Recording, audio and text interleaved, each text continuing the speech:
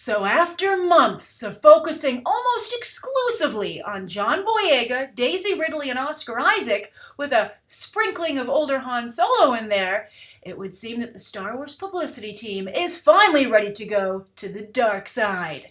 As evidenced by the latest issue of Entertainment Weekly, which features a very strong push for one Mr. Kylo Ren. You know, the guy whose lightsaber we all oohed and awed over, as well as wondered how he doesn't cut his hand off wielding that thing from the teaser trailer all the way back in November. A character which, despite that initial strong reaction, the publicity team inexplicably decided to bench for months on end. But now they seem to be making up for lost time with quite a few teases in this new issue of Entertainment Weekly. Now, those teases have some hardcore Star Wars fans thinking Jacen Solo, but they've got me thinking Lord Zuko. So let's discuss. First, we're going to discuss the actual teases from the issue of Entertainment Weekly, and then we'll go into the theories, Jacen Solo and my Lord Zuko one. But first, I have to say that I continue to feel that the Star Wars publicity team is having a very hard time getting any points up on the board. Now, whenever I say that, Star Wars fans defend the PR campaign by saying, well, look, on the Star Wars fan sites, people are going crazy, which is important. But in order for Star Wars The Force Awakens to perform at the box office as the studio wants it to, and fans want it to, and shareholders want it to, mainstream audiences have to be hyped about this thing as well. And, you know, to the PR campaign's credit, they did get Kylo Ren trending on Twitter for a little bit when the Entertainment Weekly news first broke, but it didn't stay up there very long. Certainly not as long as it should have if this ad campaign was firing on all cylinders. However, I think there's still hope as Kylo Ren, if the Lord Zuko theory is correct that I have, I believe that that character will become probably this new trilogy's best bet of connecting with fans. But first, the actual teases. All right, so I'm going to give you the clues, and then we'll come up with our theories together, and you can tell me which one you think has more weight, Jacen Solo or Lord Zuko. So the first thing that J.J. Abrams revealed was that awesome lightsaber. Well, Kylo Ren built it himself, which I think is really awesome and also a brilliant move on the part of this new trilogy. Why? Well, because the do-it-yourself craze is very popular with the Star Wars fan base. There's a lot of crossover there. So to bring the do-it-yourself mentality into the Star Wars universe itself, I think is really clever. And we'll have that part of the fan base, the do-it-yourself part, I think they'll really connect with Kylo Ren, knowing that he himself has built his own lightsaber. So I think that's very, very cool. And now something I don't like about the character that's been revealed is that the mask that he wears, and we've seen him wearing it in every picture except for one, where we got to see Adam Driver's face. But in every other picture, he's wearing this mask, and J.J. Abrams reveals that that is an intentional nod to Darth Vader. Not just by the creative team making the movie, but by Kylo Ren himself. And I don't like that. I don't like it when these franchises are too self-referential. It makes them feel like they're stuck in a loop and they fold in on top of themselves. Now, the filmmakers will tell you it's because they want to be respectful to the original films. It's the heritage of the franchise, etc., etc. They're giving the fans what they want. But I actually feel that it comes from a place of fear, that they're too nervous to add something new to the franchise. And they're like, well, everyone liked Darth Vader, so let's give them a new Darth Vader. And I think that's a mistake. I want to break new ground, as I feel a lot of fans are hungry to do, especially after the prequels. Which, again, we're going to be respectful of the prequels, because they do have their fans, and anything that brings fans to the Star Wars brand is great.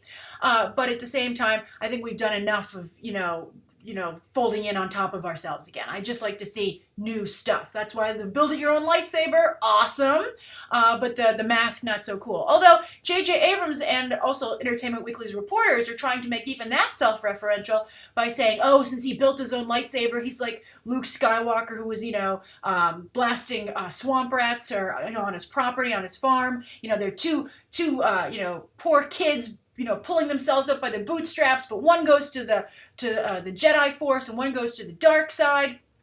And I'm just like, let's just have a new character, okay? So we'll see. So those are the first two reveals. Built his own lightsaber, is a Darth Vader fan. And next, J.J. Abrams has revealed that Kylo Ren is a member of an organization called the Knights of Ren. And that's all he gave us. He's trying to keep this a secret until we see the actual movie. Or someone from the press sees the movie and spills the beans on the internet. But we'll see if this strategy of playing everything so close to the vest works out for the film. It's a very tricky PR strategy, and it usually doesn't work, actually. So we'll see. I think to their benefit, they're Star Wars, but at the same time, I think you really can't play things too close to the vest. You shouldn't give every secret away, but, and maybe that's what they're doing here, because he has revealed that the Knights of Ren exists.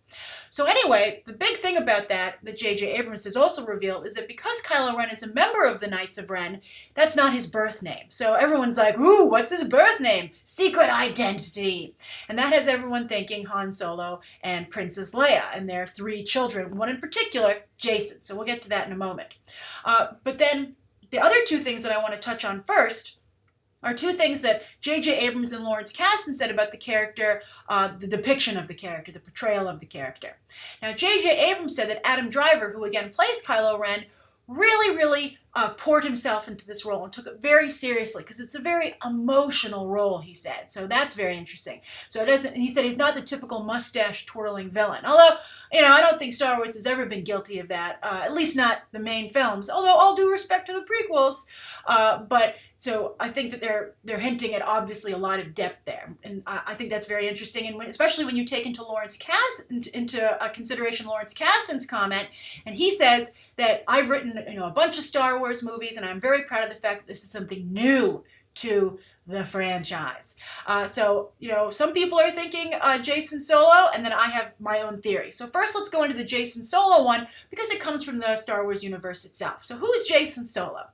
Well, Jacen Solo is a character from the Star Wars universe that was expanded upon after the original trilogy. A universe, by the way, which Lucasfilm has said is no longer canon. However, that doesn't mean they can't draw inspiration from it, especially because it was very popular, especially with the hardcore Star Wars fan base, right? So Jacen Solo was one of 3 children that Han Solo and Princess Leia had after the original trilogy of films. And Jacen, they all trained to be Jedi Knights, but Jacen went to the dark side. So that's why people are thinking, oh, this will mirror that storyline. And then the real focus for the trilogy then would be, of course, bringing Jacen back, whatever Kylo Ren's birth name is. But Han and Leia bringing their child back to where he belongs. And Luke, being the cool uncle that he is, and wanting to be part of the movie, pitching in.